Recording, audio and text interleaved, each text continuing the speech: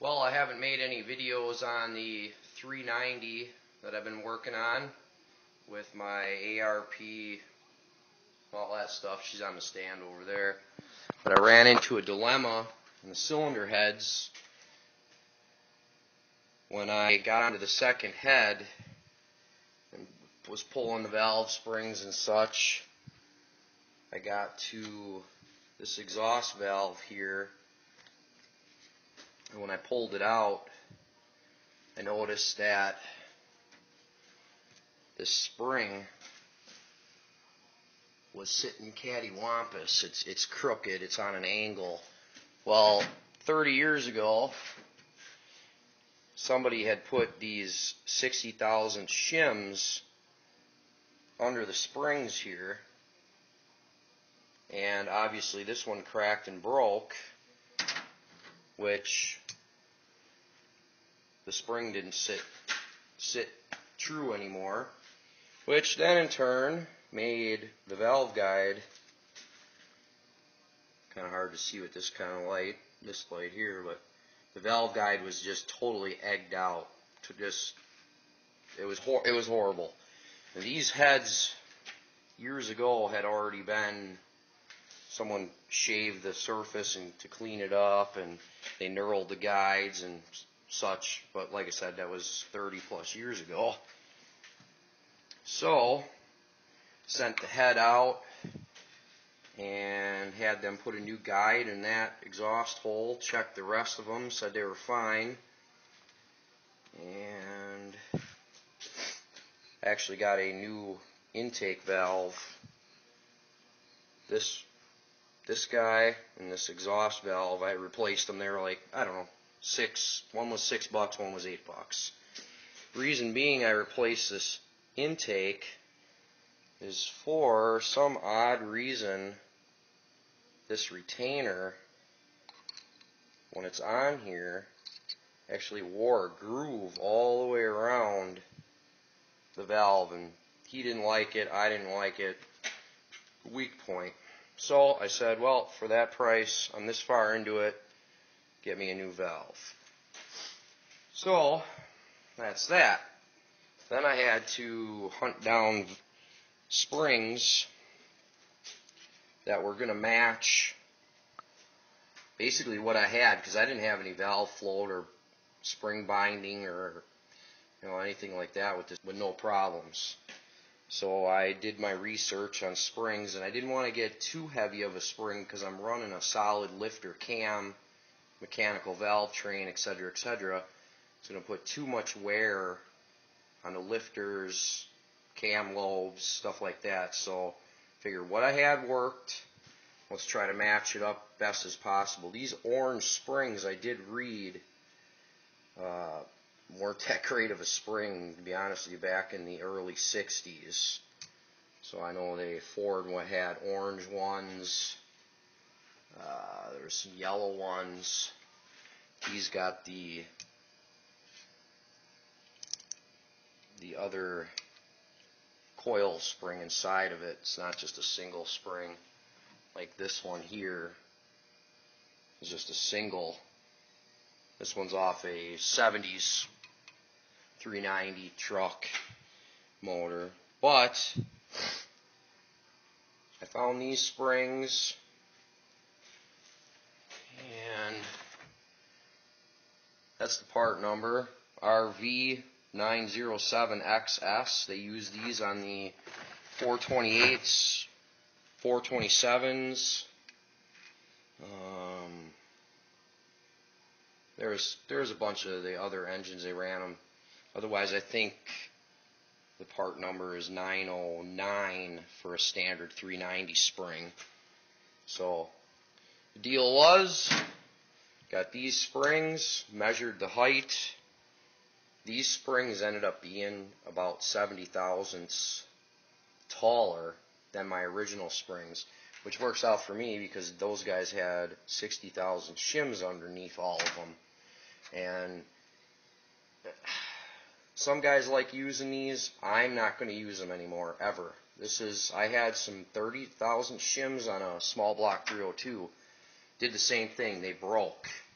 and those pieces ended up down in the oil pan. So if you're this far into it, just buy a new set of springs. I got these, all these springs was $64.99 free shipping. So that's the point I'm at now. That head's completely done now, ready to go on, but I'm not bolting it on, I'm not torquing it on until I have two heads knowing everything's good to go. So another little tip you want to look at on these old retainers is I got a bad one here, I'll show you. Ford redesigned these with a harder steel. I'm trying to think of what years that was they finally. But the only way to identify them is they're a bronzish color. These retainer cups here. So pretty much after 5,000 miles, them things are going to be covered in oil. You're not going to know the difference in color versus new one. But what happens to these things is, it's hard to see, but it's spider cracked all the way around here on this one. That's something you want to look at, is when you do these, look at these retainers, make sure everything's, you can get other retainers, and those range in, 60, 70 and up in price. You can get different retainers. It depends on what you're doing. I'm at the point now where I just want to get her up and going. I really, like I said, didn't have issues with valve train, so that stuff was keeping it together. Besides that, wore out guide, supervised by the PBR as always. So, and that guide, it might have been wore like that before that. It might have been wore like that, and that's what made the spring kick sideways and put uneven pressure on that shim and broke it. I don't know. Either way, shims are gone.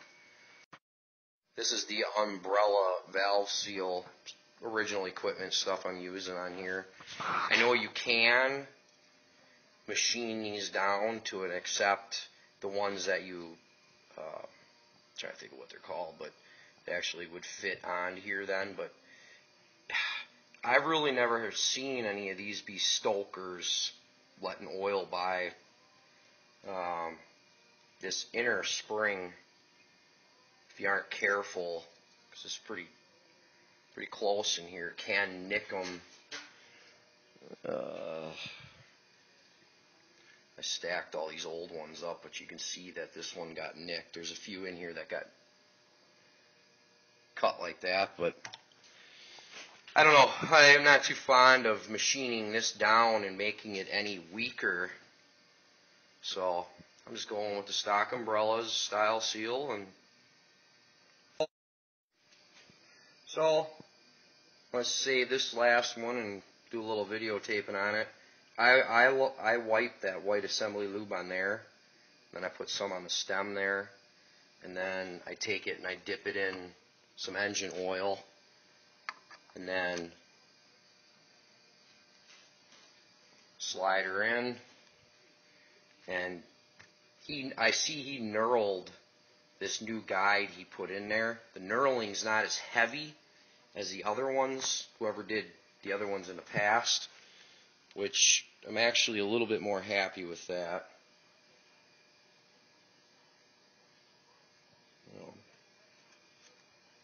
Some lube on there.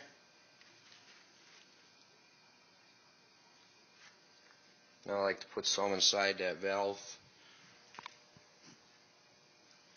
seal. And push it on. It kind of holds the valve in place there. Then you got your spring here. Some lube on the bottom of it.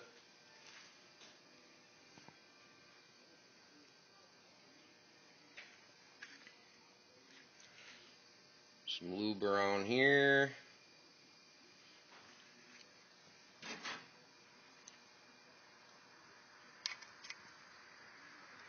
You got your retainers there.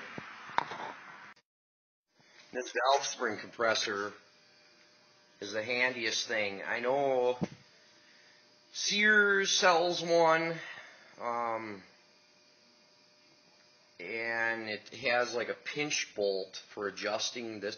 This is a big threaded rod on this one, but Sears makes one, and I know a lot of people just put their name on it.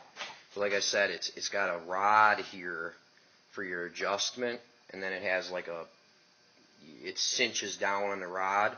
Well, it's made out of like the pot metal, like a Hot Wheel, and it's not for a weekend warrior. I guess it'll work. So I ended up picking this one up from Snap-on. It was like, I don't know, 60, 70 bucks.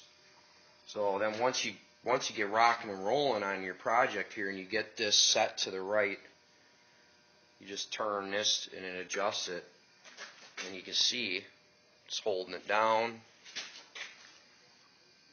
So you can see those retainer grooves, and put some more lube on there, which will hold the keeper. I don't know what degree these are. I think they make a 7 and a 9 degree. But the keeper holds there, and got both keepers in there. And then this handle.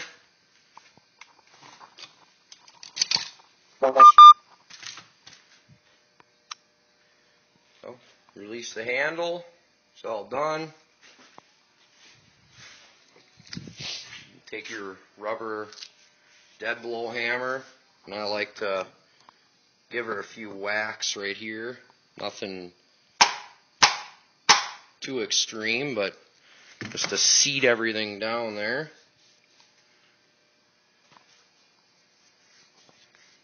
And voila. Another little thing I did on these heads is I did a little bit of, I don't know, took the rough edges off the castings in there. Just a little die grinder stone, and I went in there and went in the exhaust ports, cleaned them up. Yeah, we are ready to put them on.